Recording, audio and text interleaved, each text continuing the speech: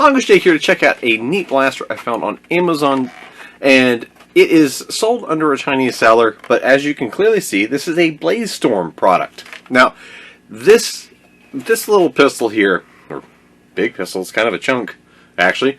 At first glance, when you look at it, you're like, okay, this is just a nice front loader, it's 8-shot capacity, nothing unusual, right? Wrong. This is a trigger primed and fired blaster. So, pretty neat. Double action is still fairly rare. I mean, Nerf's done it a couple times, both in recent with the Alien Menace line and in the past.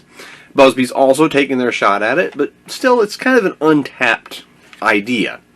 This one, though, on top of being trigger primed, it is also adjustable on its power. Now, this little dial here at the bottom is what does the adjustability, and it even has a little built-in gauge. Now you can see this little nub here, it travels up and down the slot as you turn the dial. I'll show you here in real time. Now, all this is doing, if you think to the 3D printed spring spacers, they compress the spring. I'll grab a spring here as a instructional tool. Now, all you're doing is putting preload on. Now, that does, in essence, give you a little more of power, a little bit, because you're basically starting to pre-compress, as the name is given.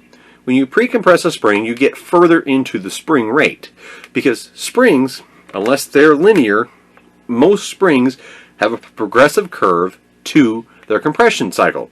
So the more you compress it, the more resistance there is. The more resistance there is, the more available force.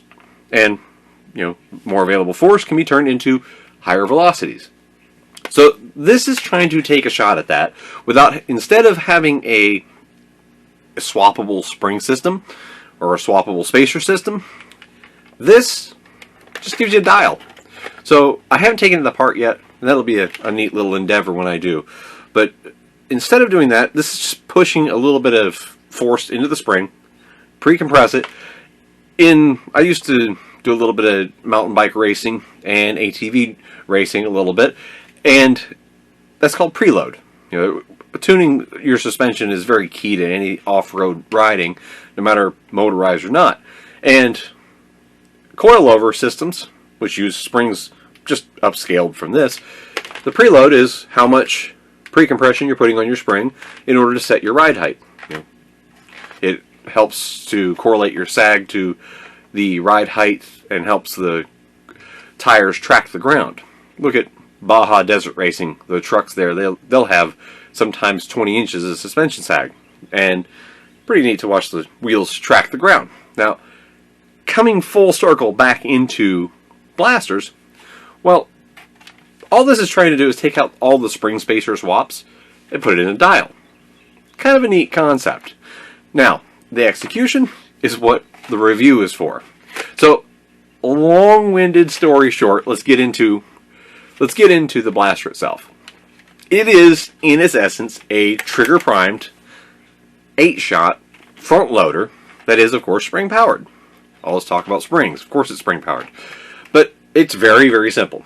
Load up your 8 darts, put your finger on the trigger, and then pull.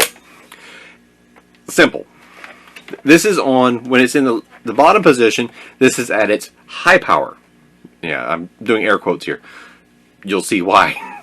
But you can then fire it, and yes, it will skip. That is one thing I'm going to note. If you do not allow, and I'm guilty of it, this is user error as well as an inherent flaw in this thing's design.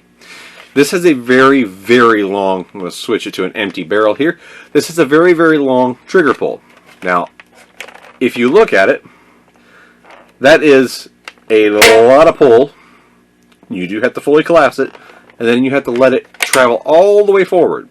If you do what I just did in firing, and you short stroke it just a little bit, you end up skipping darts.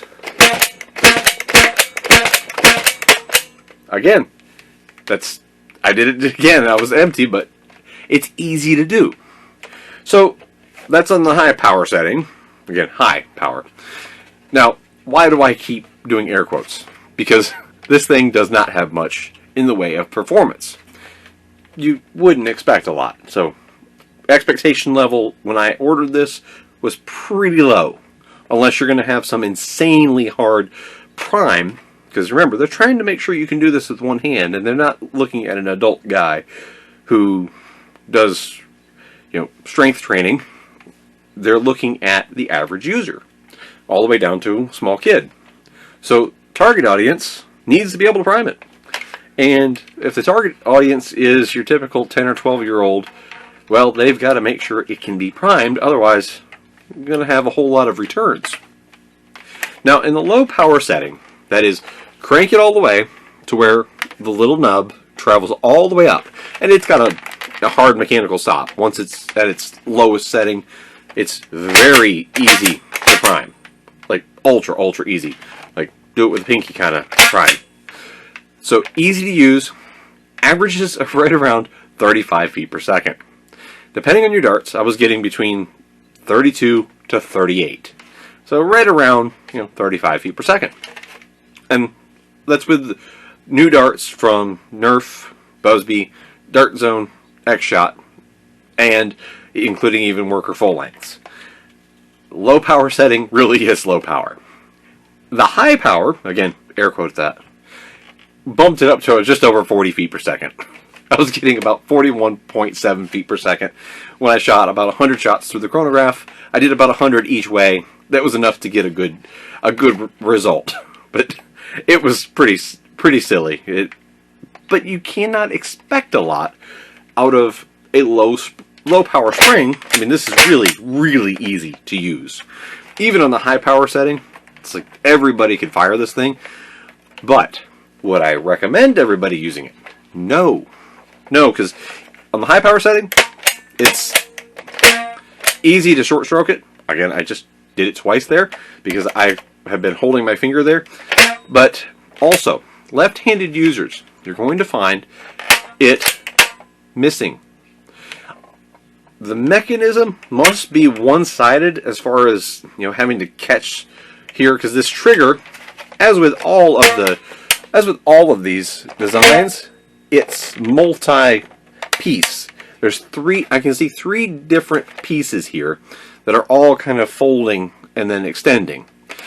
And they must have to catch on, I'm assuming, on the right side. Again, I haven't tore it down, so I'm assuming that because I put a little pressure with my left hand, and this has been very consistent for me. If I fire this left-handed, I have a lot of skips. And it's just simply not engaging anything. The trigger just pulls back. Now, I can feel and hear, there's like a little notch that it's missing. Go to the right hand, doesn't happen. So, it must be hitting a notch on the left-hand side of one part of the trigger and the right-hand side of the other.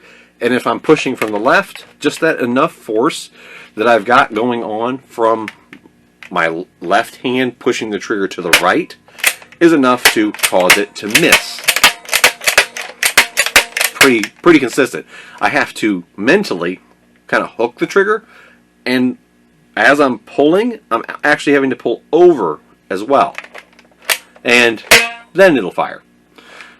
Major flaw in the design for a left-handed user, because you naturally, when you pull, picture with your trigger finger, you don't just pull straight back, you kind of push a little bit. That's natural, unless you've trained yourself to pull perfectly straight back. Just the biomechanical motion of your hand will slightly hook it. And because you do that, I'm not doing that to, I'm not exaggerating that. I'm not doing it intentionally. It's just my natural motion causes it to do that. I have to mentally remind myself, pull over and back, and then it fires. But again, that's just a flaw in the system. Otherwise, pretty comfortable for both hand usage. Just a left-handed user is going to have to remember to hook onto that and pull over and back. That's a pretty big flaw. And the performance, of course, ranging from mid 30s to mid 40s, or not even mid 40s, 41 point so feet per second is, we'll just round it up to 42, give it the benefit of the doubt. But saying about 35 to 42, that's pretty low on the spectrum of performance, even for something that's not claimed to be a performance blaster. And at $20, there's a lot of options out there for single-handed usage. I mean, the venerable Hammer Shot, if you can get your hands on one, much better option. This is neat, and the shell would paint up really, really nice. And of course, you know, it's unique. It offers something, and I'd like to see more companies do this. You know, something unusual, something different, and just they need to. BlazeStorm, you don't necessarily expect the highest level execution on production here, and it's not. It's solid overall, but you can tell it's got. You can hear the creaks. You can feel it. It's light. You know, a lot of the off-brand blasters are. This one, it's kind of a neat thing that you would get if you're like me and you're just trying to find something unique to check out. Otherwise, I wouldn't spend $20 on this. I wouldn't recommend it, but with the caveat that, you know, I'm not going to recommend it to anybody typically, but if you're just looking for something silly and fun to try out that's different, then it's $20. Have at it. But keep in mind what you're going to get. It's a very low performance, finicky blaster, and I'm going to mod it. So I'm going to see what I can do to make it better. This is going to be a future project way down the road probably, but I will try to see what can be done. And I also just want to take it apart and kind of see how it works. So that'll be its own video down the road when I get to it. But hope you enjoyed this. Thanks for watching, and if you do actually want to head down the road of discovery yourself, there will be a link in the description of the video. Hope you enjoy this. Thanks for watching.